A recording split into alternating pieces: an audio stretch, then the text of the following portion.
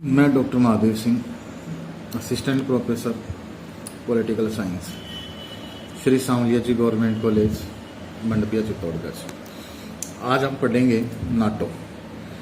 NATO का full form है North Atlantic Treaty Organization. जैसा कि हम जानते हैं 20वीं शताब्दी विश्व राजनीति में उथल पुथल की राजनीति रही है। इसके अंदर हम देखें तो 2 विश्व युद्ध हुए, एक हमने शीत युद्ध का दौर देखा और विश्व में गंभीर आर्थिक मंदी का भी दौर देखा। इन सब लोगों ने, विश्व युद्धों ने और आर्थिक मंदी ने विश्व राजनीति को एक बहुत ही व्यापक पैमाने पर प्रभावित किया।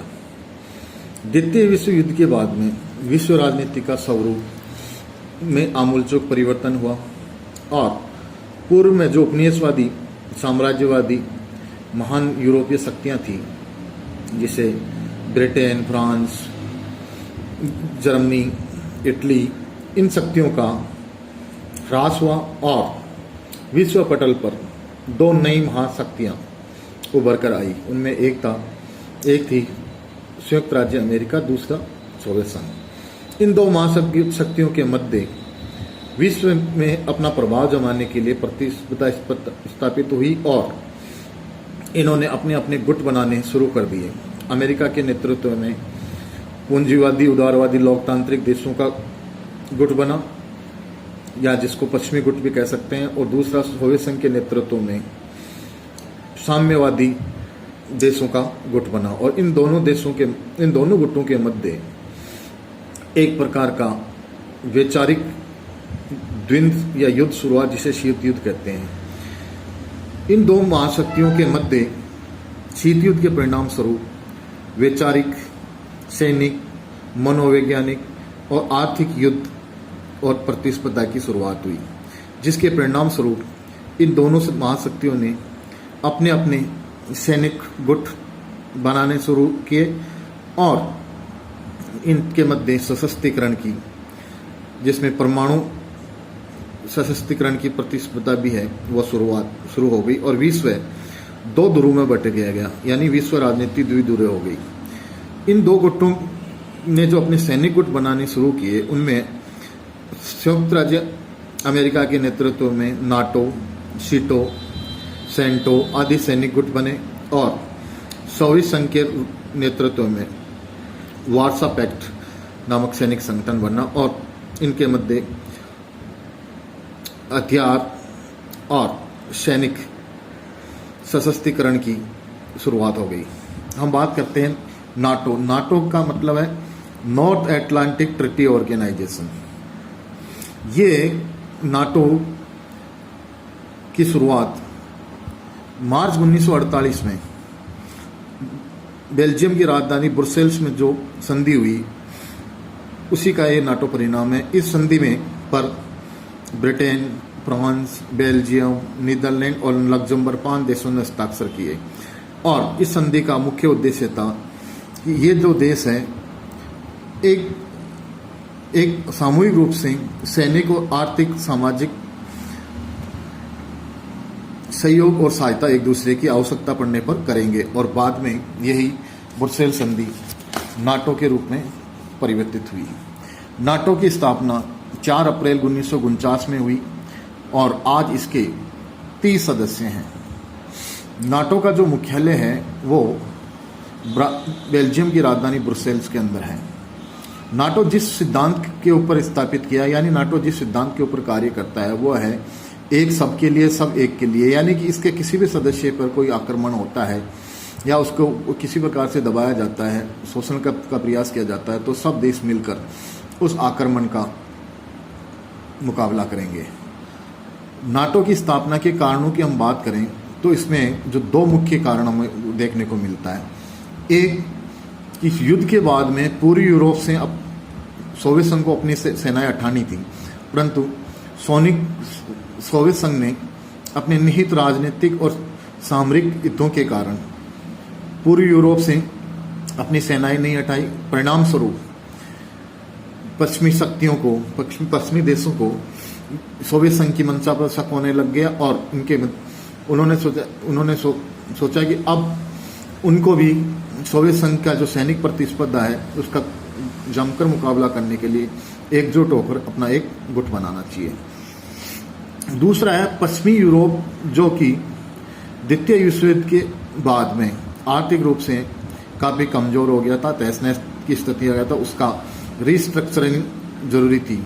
इसके लिए अमेरिका की सहायता की आवश्यकता थी। अमेरिका ने इस अभियान को पूरा करने के लिए मार्शल योजना लागू की। इसके साथ साथ उन्होंने एक संगठन बनाने की आवश्यकता महसूस की, जिसके परिणाम स्वरूप नाटो की स्थापना हुई और अमेरिका ने इन देशों को आर्थिक, तकनीकी और सैनिक सहायता देना शुरू किया।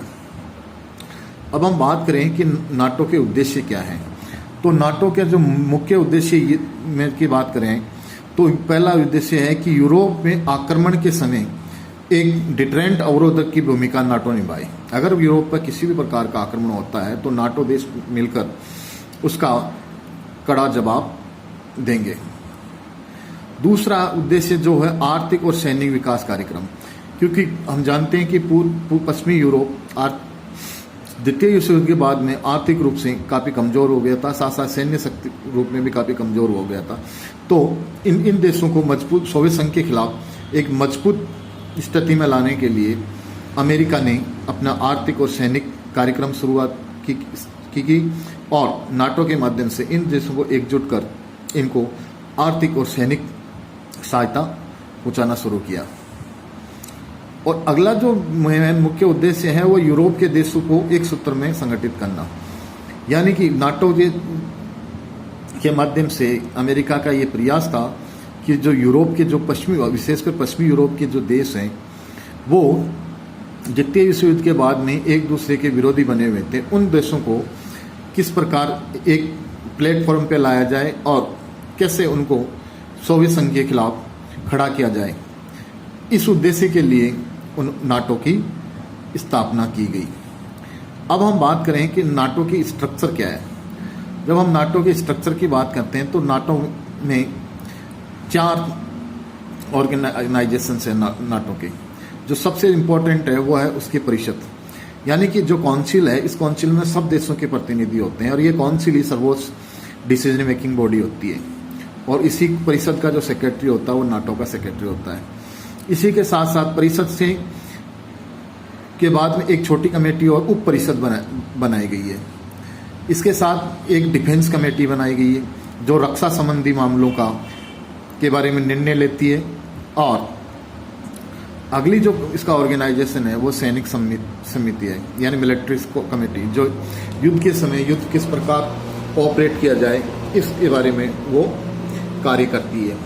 इस प्रकार हम देखते हैं कि नाटो जो है वो एक बहुत ही सशक्त सैनिक संगठन है जो न केवल शीत युद्ध अपितु शीत युद्ध के बाद में, समाप्ति के बाद में भी अपन कार्यरत है।